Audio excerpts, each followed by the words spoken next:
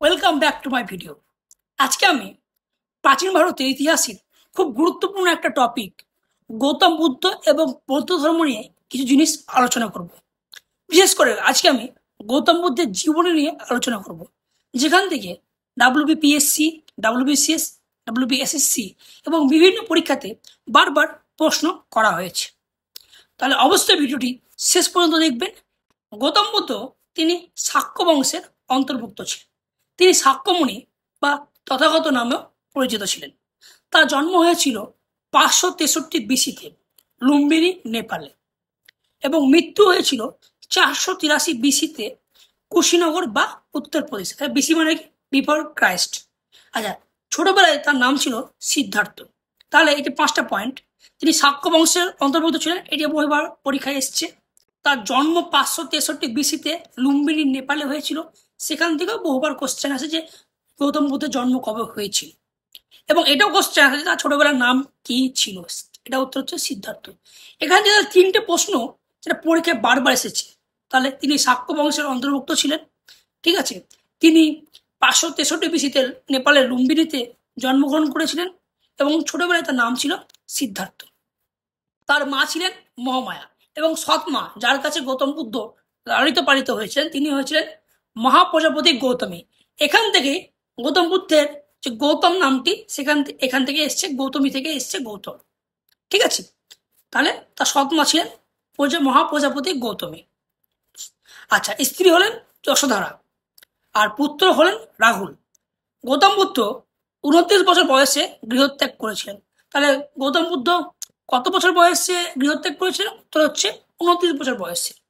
প্রথম শিক্ষক ছিলেন কে? আলারা কালামা। এটা পরীক্ষায় আসে যে প্রথম শিক্ষক কে ছিলেন। তিনি ছিলেন আলারা কালামা, এবং দ্বিতীয় শিক্ষক ছিলেন উদরক রামপুত্র। তাহলে এখানটাও তার স্ত্রীর নাম, পুত্রের নাম, মায়ের নাম এবং সৎমায়ের নাম, এবং কত বছর বয়সে গৃহত্যাগ করেছিলেন খুব ইম্পর্টেন্ট। প্রথম শিক্ষকটা খুবই ইম্পর্টেন্ট, আলারা কালামা। এটি বহুবার পরীক্ষায় এসছে।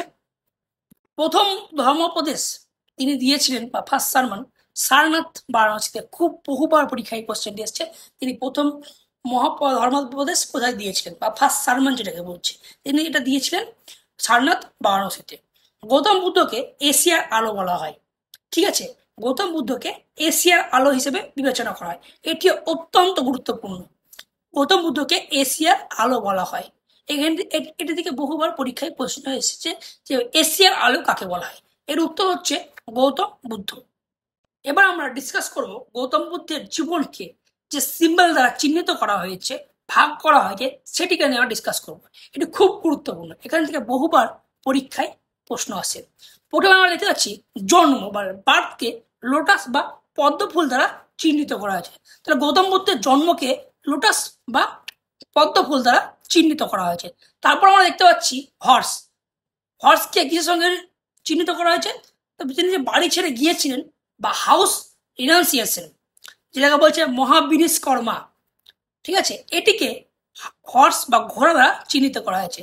তাহলে তার বাড়ি থেকে যে গৃহত্যাগ করা, সেটিকে হর্স দ্বারা চিহ্নিত করা হয়েছে। এবার হচ্ছে এনলাইটমেন্ট বা নির্বাণা, খুব ইম্পর্টেন্ট। এটা থেকে বহুবার পরীক্ষায় প্রশ্ন আসে যে তিনি এনলাইটমেন্ট বা নির্বাণাকে কিসের, কোন চিহ্ন দ্বারা চিহ্নিত করা হয়েছে। এর উত্তর হচ্ছে বোধি ট্রি। এটি কোথায় হয়েছিলেন তিনি?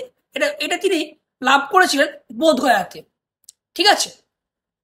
তারপরে ফার্স্ট সারমন বা ধর্মচক্র প্রবর্তনা, ফার্স্ট সারমন বা ধর্মচক্র প্রবর্তনা বাংলায় হচ্ছে ধর্মোপদেশ, তিনি কোথায় দিয়েছিলেন? সারনাথে দিয়েছিলেন, বারাণসীর সারনাথে, ঠিক আছে। এটিকে হুইল বা চরকার সঙ্গে তুলনা করা হয়েছে। তার গৌতম বুদ্ধের মৃত্যুকে বা ডেথ বা পরিনির্বাণকে চিহ্নিত করা হয়েছে স্তূপা দ্বারা।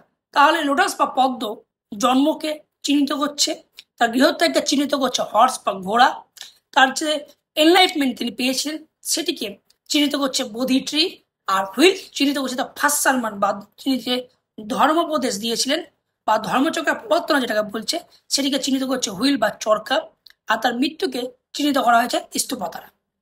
Thank you so much for watching my video. আশা করি এই ভিডিওটি দ্বারা আপনারা অনেক উপকৃত হবেন এবং এই ভিডিও থেকে আশা করি পরীক্ষায় কোশ্চেন আসতে পারে। So thank you so much for watching my video. ভিডিওটা ভালো লাগলে অবশ্যই লাইক, ফলো এবং সাবস্ক্রাইব মাই চ্যানেল।